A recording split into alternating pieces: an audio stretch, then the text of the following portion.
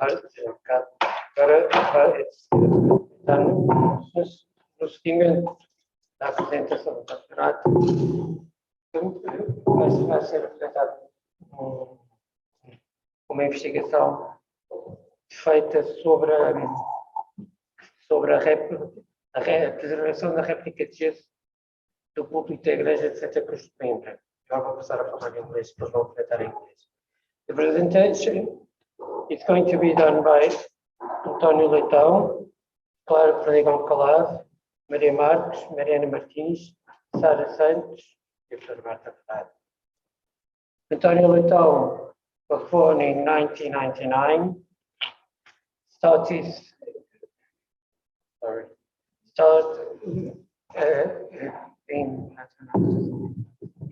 studying arts at the secondary school operator, and lately he's been involved in projects on restoration and conservation as a student of the Faculty of Fine Arts of Lisbon. Clara Calado was born in 1996, finished the Queen Elizabeth School and the Santa Cruz de College, and the degree on design of projects. Certified herself in artistical school António Rui, and is now finishing the degree of sculpture here in the faculty. Mariana Martins finished pre-university in Algarve, in scholar and secondary school poet António Leitão in the course of arts, and she now is studying her third year of sculpture here in the faculty. Mariana Martins was born in 1999, and in 2017 became a student of sculpture here in the faculty. Sara Santos was born in 1998. She finished the degree of Science Art of Heritage here in the faculty in 2019, and now is specializing in conservation and restoration of jackets.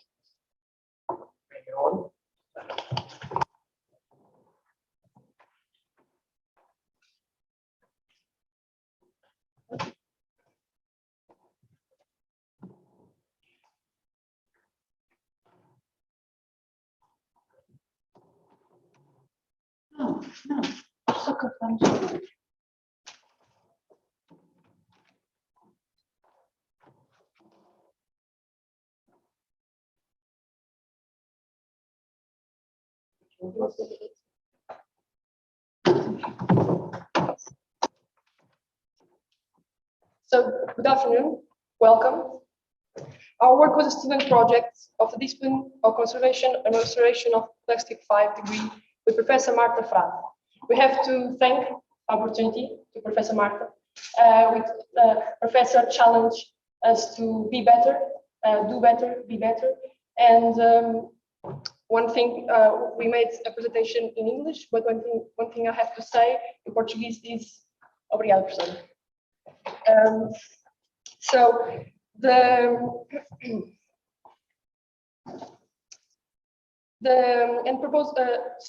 We made the proposals methodologies based on curative and preventive conservation in plaster cast, preservation of pulpit from monastery church of Santa Cruz de Coimbra. It is important to highlight the fact that this work was subject to a different dynamic because it took place in a moment of confinement during the COVID-19 pandemic. So on our part, it was impossible a particular intervention in play, but we made a proposal. There are two plaster casts of the original pulpit, one at the Museum of Comparative Sculpture, another at Faculty of Fine Arts of the University of Lisbon. The work targets a plaster cast in plaster. Three things must be clearly distinguished: original, copy, and plaster cast. The work targets a plaster cast in plaster. The plaster cast is always a memory in plaster. A memory and heritage value that, when restored, acquires its own originality T in graphic and stability is returned to it. Plaster casts are free for producers, artists, and cultural assets.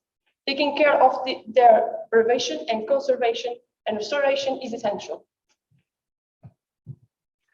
The original pulpit is in the church of the monastery of Santa Cruz de Coimbra, found in 1131 and restored in 16th century. It's one of the most beautiful works of the Portuguese Renaissance. There are various 16th century elements at the pulpit. The pulpit was one of them. The pulpit was added in 1521, represents the same characteristics from the formal point of view. It is decorative sculpture with architectural elements, naturalist reliefs, human figure elements, shrubs, and ghostly animals. Its structure is composed of 4 octagonal semicircle faces, an arch that lies between the upper base and the lower base, where there is a curve. At the upper base are the figures of four Latin fathers. Furthermore, 5 figures, the sibyls, who personate virtues. In the semicircle arch, there is a sequence of cherubs, mermaid heads, and the composition ends with the hydra. The most ancient molding technique, named mold tassels, is complex and time-consuming, so it is like little to use today. In the technique, the model is not destroyed, and it is possible to reproduce the original model several times, as you may see next with my colleague.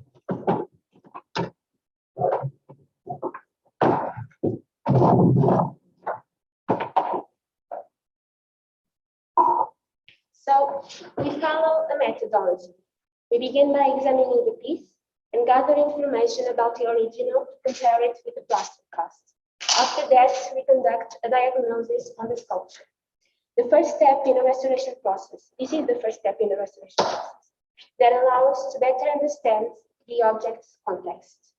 So in this analysis, we observed previous interventions, and we know these interventions were carried out in 2019 by students from the Professional School of Sintra. This is the step-by-step of their process. First, they began by examining the sculpture materials to determine the type of plaster, its composition, and its degree of degradation. It was then a cleaning procedure through all the sculpture.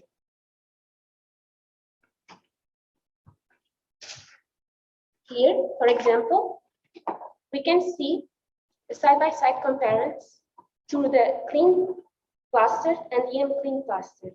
And after this, they proceeded to the consolidation of this fragment to the sculpture. Deciding where the piece could be exposed, Professor José Souza used a technique to prevent the oxidation in the metal inner structure. Now we've got all the information regarding the plaster cast, and we can begin the pathology diagnosis. These observations help us in identifying pathologies or anomalies that causes a deterioration of the sculpture condition.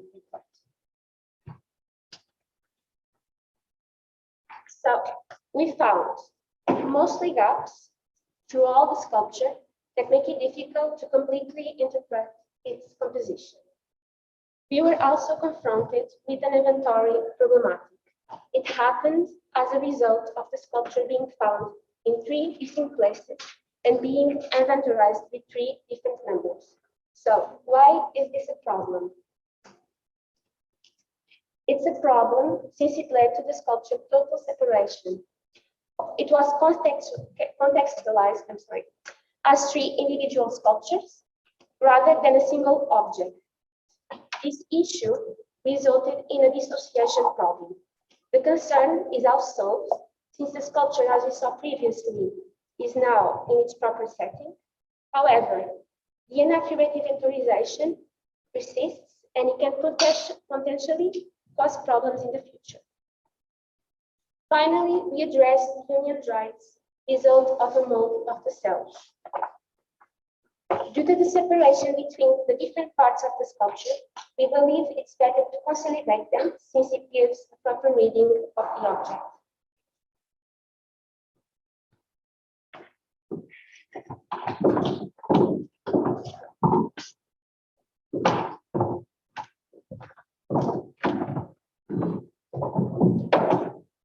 So, as my colleague was saying, across the plaster cast, there are numerous irregularities that are broken, called as gaps. Some of them are small and some big. For both cases, we have an answer. Firstly, in this image, we would engage in the big gaps, so as the pulpit arch. For that, we apply a mold called spatulated silicone mold. Here, we have an example. This was a spatulated silicone mold that we made in a Roman theater in Lisbon. This is by far the best answer we can do because of the time, the cost, and the non-damaging effect that the silicone provides. It is also a very good mold to use in situ because of its dense consistency. Luckily, the pulpit arch is symmetrical and we only lack about 40% of the piece. And so, the information that we want to replicate, it's on the other side of the arch.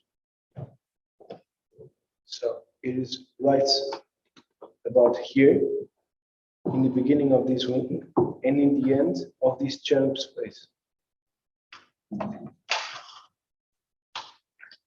So, we would cover the referred zone with silicone, wait for it to dry, and then pull it.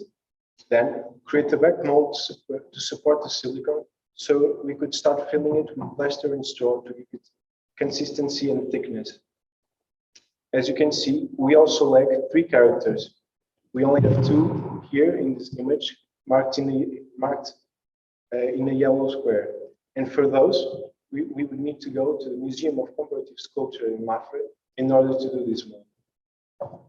Do keep in mind that it is important for this mold that we do not clean the residual dust before applying the silicone, so it might serve as a release agent. Okay, here we have the small gaps. These are essentially small gaps made out of faults and collisions that can be solved quite easily with the silicone impression mats.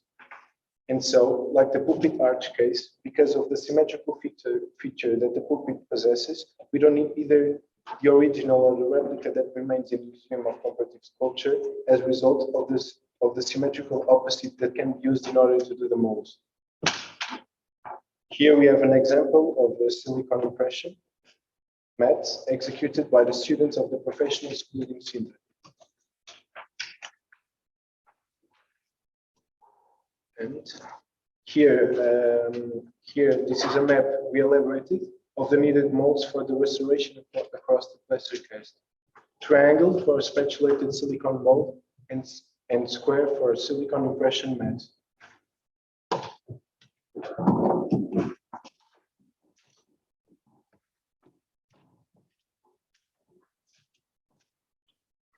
In conservation and restoration, it is always important that intervention can be viable. This is in order to distinguish what is and what is not original. But sometimes the fact that there are 2 distinct tones of plaster visually disorients the view. So another proposal came to us that consists of the use of mortar with the fluorescent properties that allows you to restore monuments or artistic pieces without the view of the modification. But then when exposed to blue light, show us the interventions or additions to eliminate the false history. This patent was created by Ramon Rubio, who explained the idea came up in the bar when verifying that gene fluoresces because it had a quinine extract.